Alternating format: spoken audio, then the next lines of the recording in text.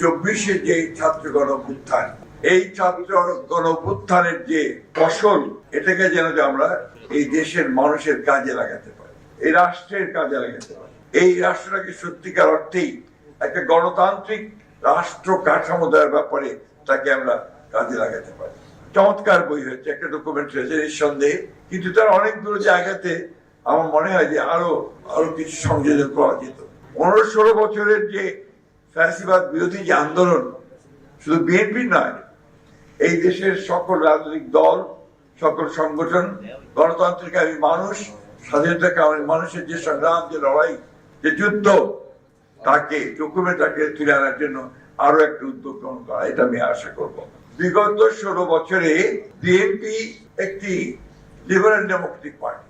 আমি জানি না যে পৃথিবীর কোন লিবারেল ডেমোক্রেটিক পার্টি এইরকম অত্যাচার, নির্যাতন, নিপীড়ন, হত্যাযজ্ঞের মধ্যে দিয়ে গেছে কিনা। 60 লক্ষ মানুষের বিরুদ্ধে মিথ্যা মামলা দিয়েছে। আমাদের এখানে আমার মনে একজন নেই যাদেরকে আমাদের নিয়মিত আদালতের বারান্দায় দেখা যেত না, অথবা উকিলের ঘরে যেতে দেওয়া যেত না।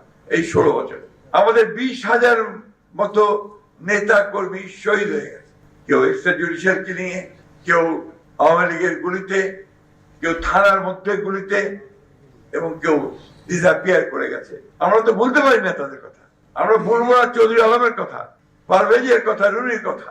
এগুলো আসতে হবে, এগুলো ইতিহাসে আনতে হবে, ডকুমেন্টে আনতে হবে।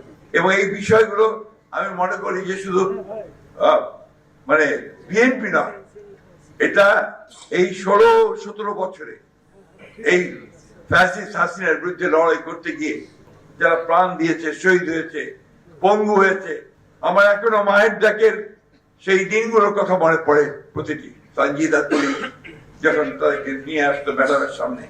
আমি আশা করব এই বিষয়ে আমার অনুরোধ থাকবে, আমরা সর্বোচ্চ সহযোগিতা করব।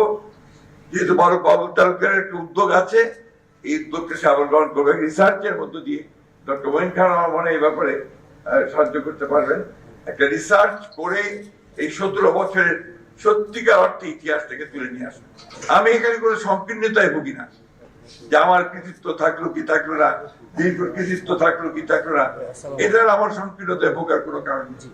আমরা সবাই লড়াই করেছি এবং সে লড়াইটা করেছি গণতন্ত্রের জন্য।